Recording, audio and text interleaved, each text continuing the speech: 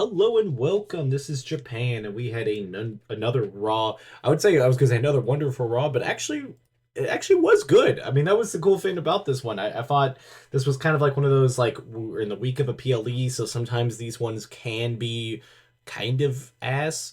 But I do believe that for the most part, this one was actually pretty good, even though um, it was a lot of just kind of rehashing. There was some weird stuff. I'm not gonna deny that there was some weird decisions, but the crowd absolutely lit a fire under this whole thing too. The Birmingham crowd was just absolutely insane. So it definitely led to some of these matches kind of feeling like bigger matches than they actually were, just because everything was just going so crazy. And we had this show start off with Roman Reigns. I think that's always like a good start when you have such a superstar that comes out there. I know he's barely around. The only thing I think I didn't like about his promo in general is that it felt like he like trained on with certain stuff, like he was talking about it, and then like the crowd interrupted him and he just kind of dropped it. Like he's talking about Cody, and then he just once they started booing him, he just kind of just went off. I think he had stuff he wanted to say, but it just kind of felt weird, like he didn't know what to say. I don't know. It was odd for seeing Roman Reigns. I know he's obviously Roman Reigns, like he has a really good stuff, but like it's honestly just kind of one of those things where I felt like he definitely like struggled to get on there. Obviously, Bronson Reed came down and their interaction made it way better because it kind of let Roman get back into his whole thing.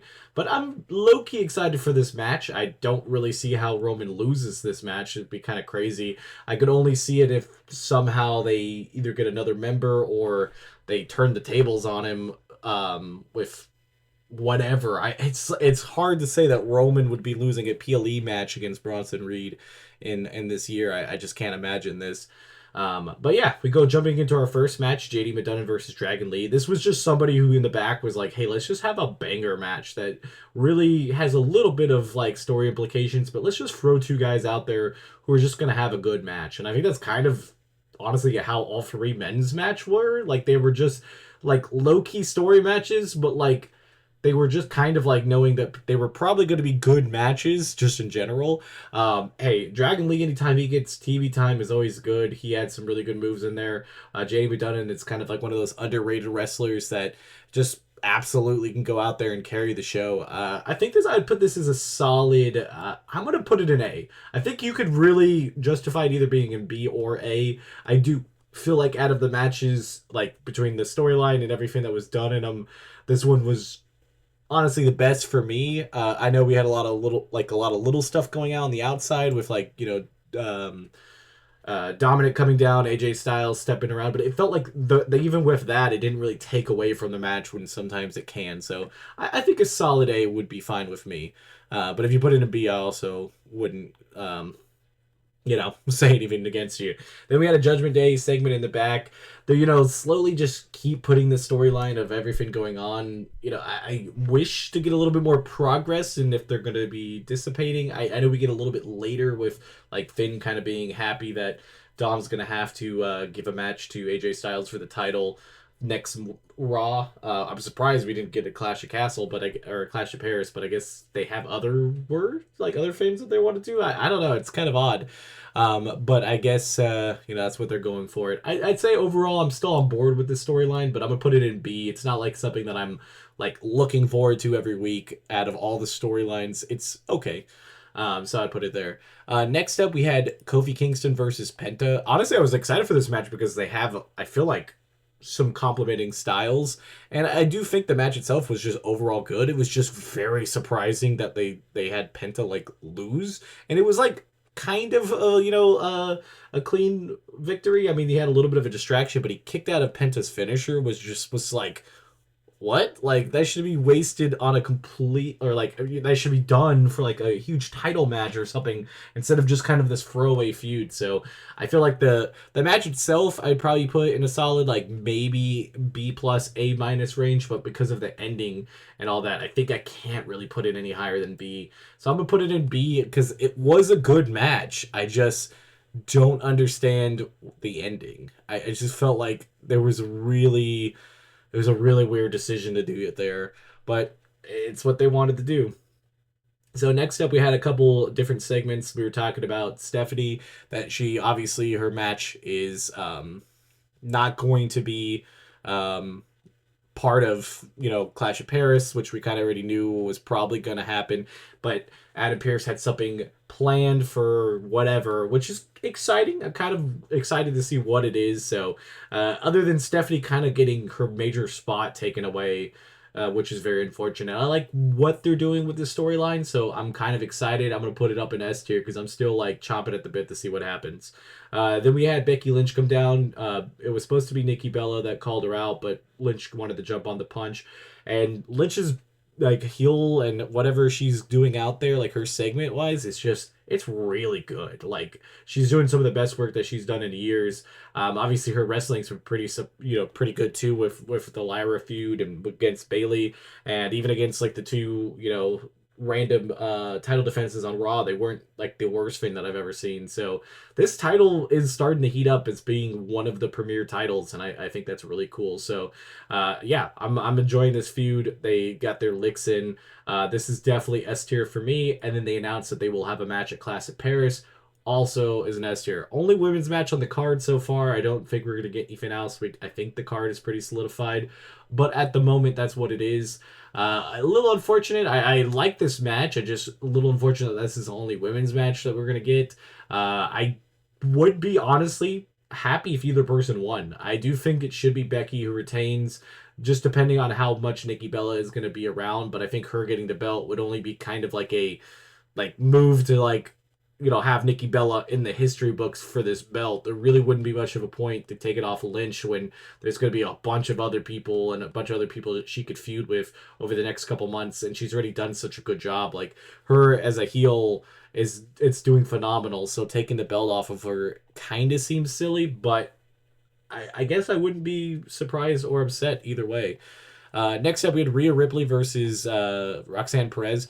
Now, if you can just get Rhea in these matches, like I've noticed this with Io is the same way. If like Rhea, Io, anybody gets those matches where she just goes out there and has a regular match and not as a champion, she just cooks. I mean, they had great chemistry in the ring. They did a lot of stuff. I mean, obviously, this is the storytelling that they're going to go with. I think they're building a low-key little bit of a tag division with Roxanne and Raquel. These two, obviously the Kabuki Warriors. Like, there's some stuff that's coming up that we could actually have some cool tag team action, especially with Rhea and Io. Like, I think they could possibly free those belts or do something like that. And these feuds are hot. I mean, obviously, Rhea wins here on a pretty solid match. Io comes in for the save after Raquel and Roxanne try to beat her up.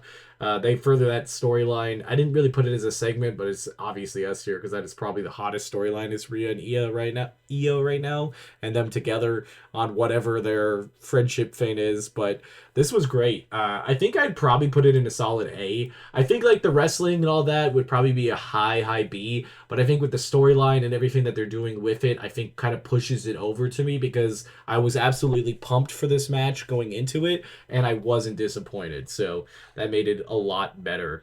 Then we had kind of a match that was set up during the whole thing was AJ Styles versus Finn Balor.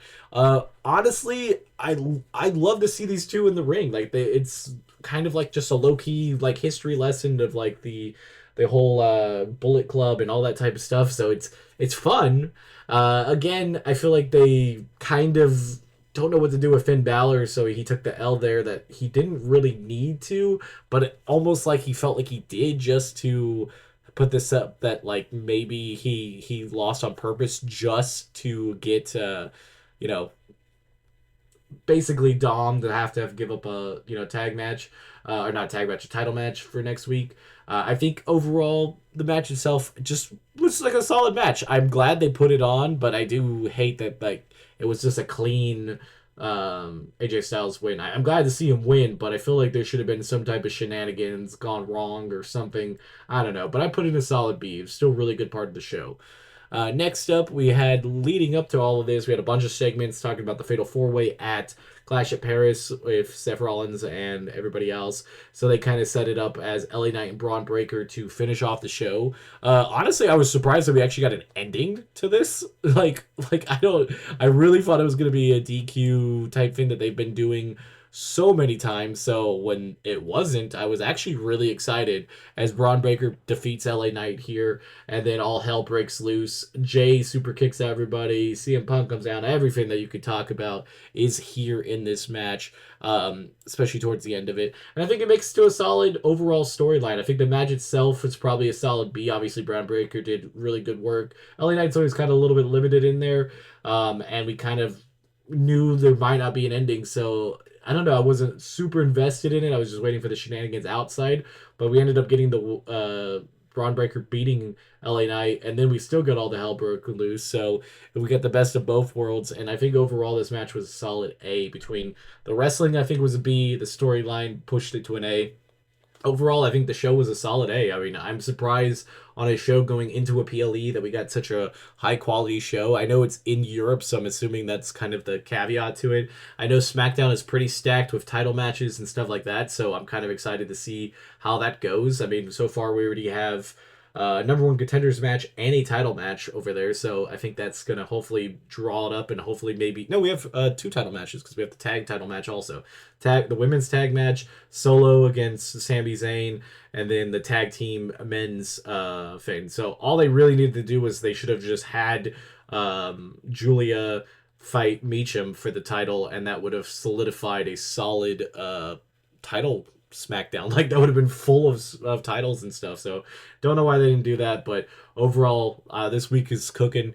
We got NXT tomorrow, which I cover. Also, Evolve on Wednesday, so we'll have that. We'll have a prediction video for Clash at Paris. We'll have a review of it. So if you like any of that type of stuff, don't forget to like, comment, and subscribe. We got a bunch of shorts and funny stuff with that's related to WWE, so and AEW, anything that you can think of. So if you like all that, this is a good channel for it. And I'll see you guys in the next one. Bye, guys.